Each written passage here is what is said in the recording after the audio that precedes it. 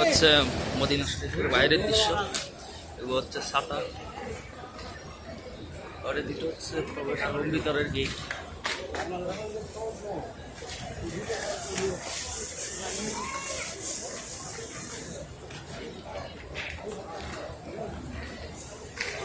এখানে হাজার হাজার মানুষ নামাজ পড়ে।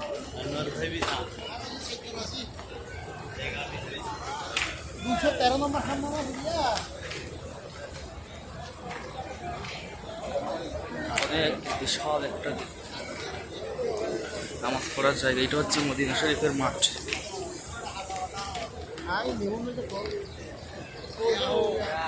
এটা হচ্ছে মদিনা শরীফের 7 নম্বর গেট।